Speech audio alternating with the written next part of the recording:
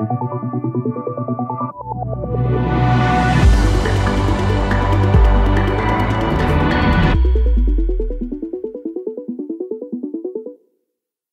everyone, and thanks for joining the only demo you will need to watch today. I'm Matthias Bonny. I'm responsible for the development of the financial force ecosystem in France and South Europe. Just a little bit of insights on financial force, just in case you didn't have the chance to join our roundtable. The company has been founded in 2009 and has grown a lot since then to reach close to 2,000 customers. We have a very close relationship with Salesforce, who are both investors and heavy customers of our solutions since the beginning. Today, we are the number 5 ISV ranked in App Exchange and have the largest code base of the platform. This code base translates the functional richness of financial force. FF is composed of 2 major blocks. The ERP block to help you handle the financials and accounting operation of your company, and what we could call the project management block or professional services automation to help your professional services and consulting teams to lead the more complex project of your company and deliver in time and under budget. So these functions will be presented to you by our superstar, Richard Markham. It will drive you through our features to give you the exact look and feel you need to understand how financial force can fit with your organization.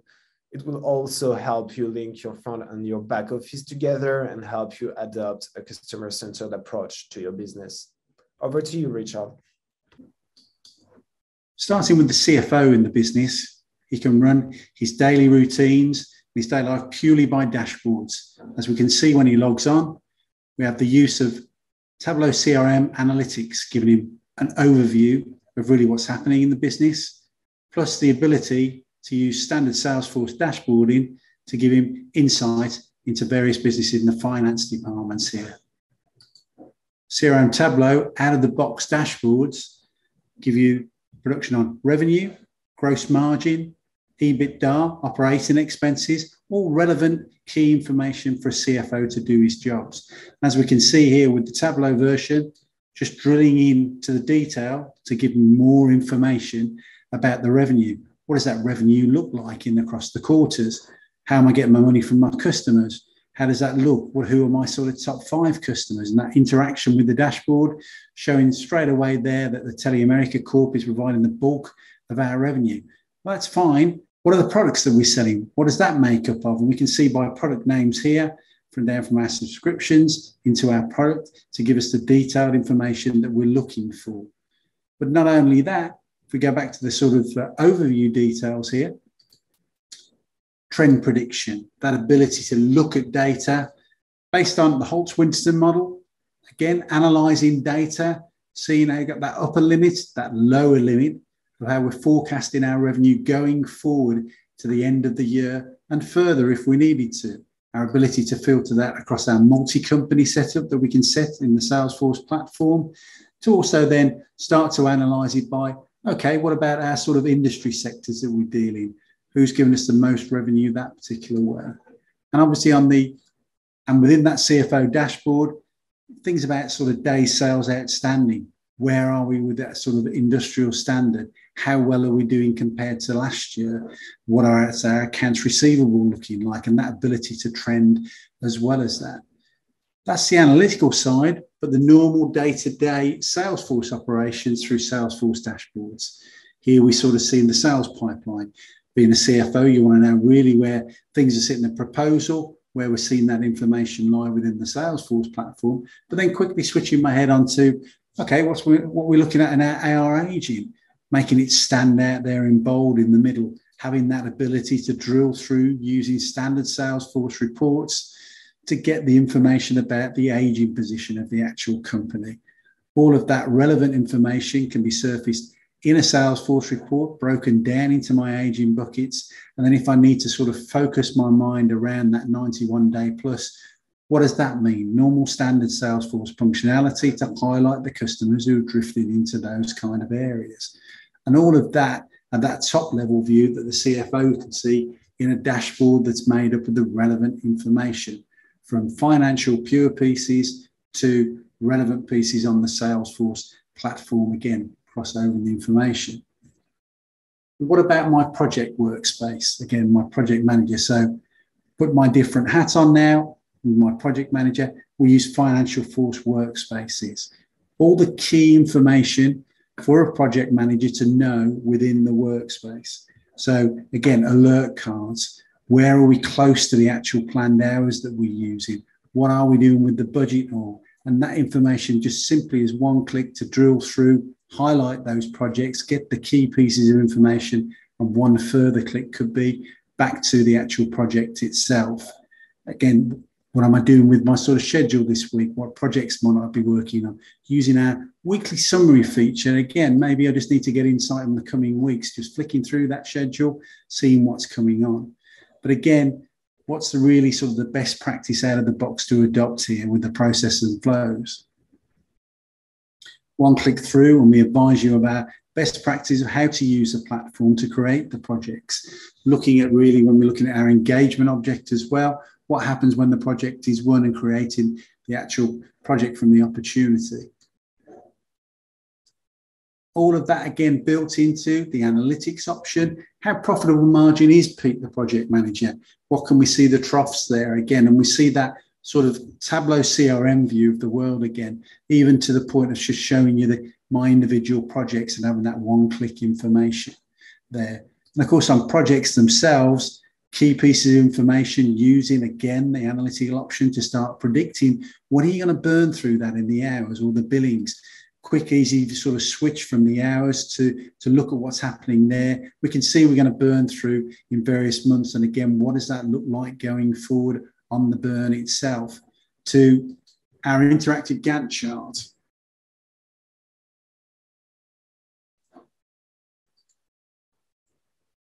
And here you can see the Gantt chart sort of displaying out the tasks with start and end dates. And that ability then to look at resourcing. Maybe we need to consider creating a resource at tax level and with one click creating those requests to actually put them into the system to see who I've got available.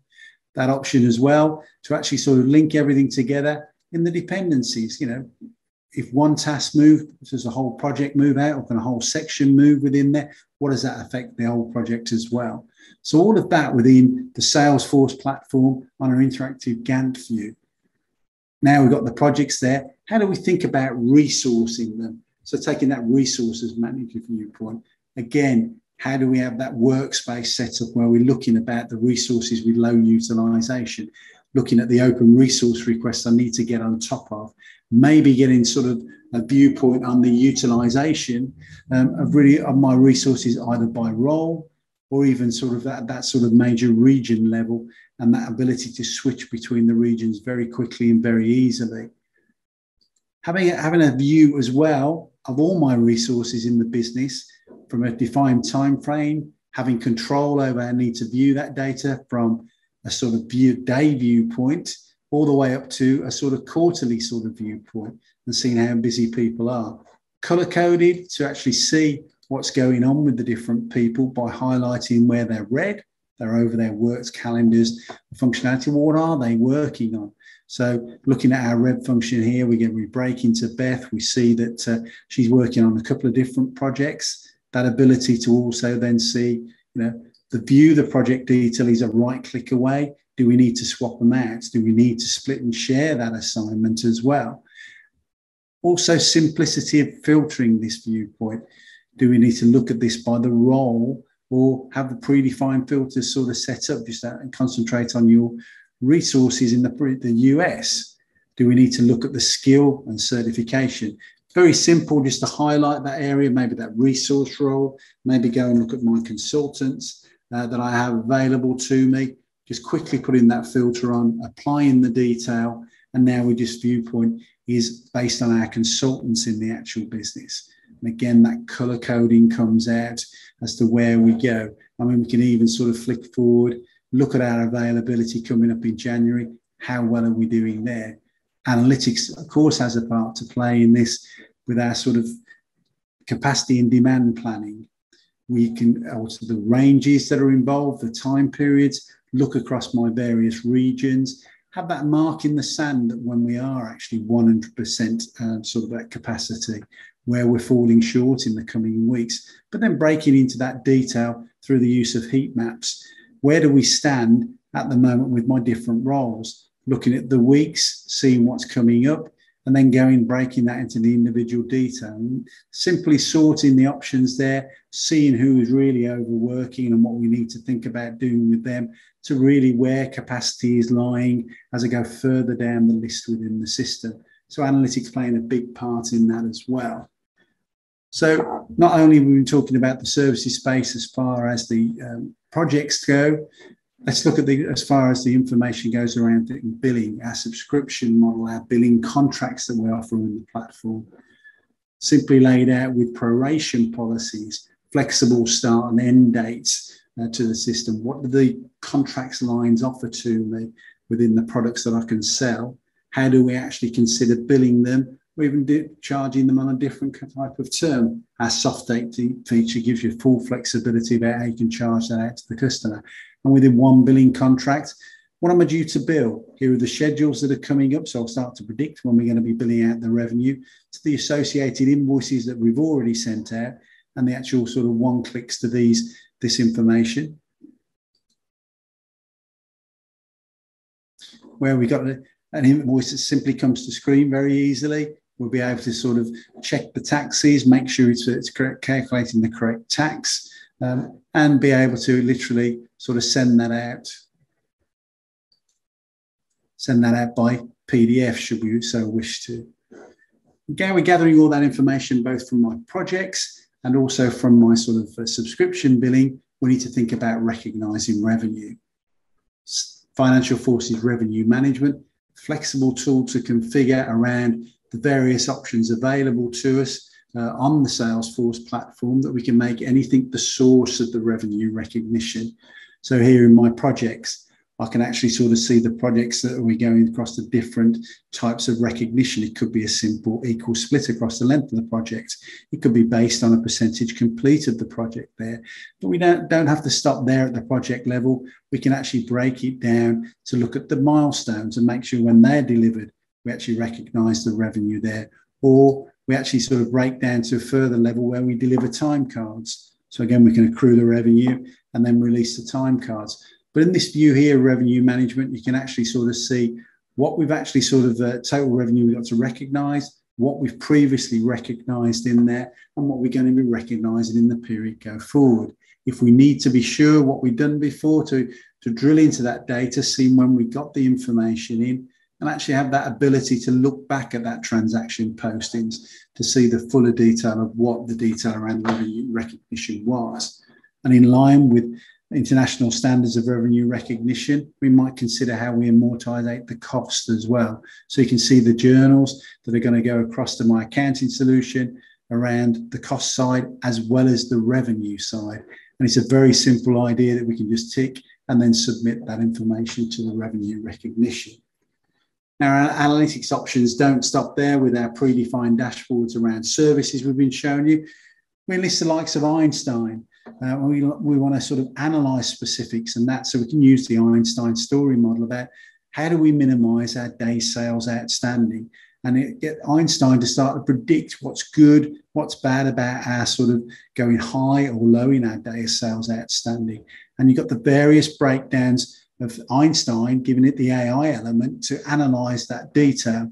So what is it if we look at sort of our dimensionality, for instance, where we break it out into the regions? So we can actually see here, if it's the United States, it's 33% lower than sort of the average figure, whereas Toronto is 137.8 above the average days to pay. So customers in Toronto, it's not necessarily good, but it doesn't necessarily stop there.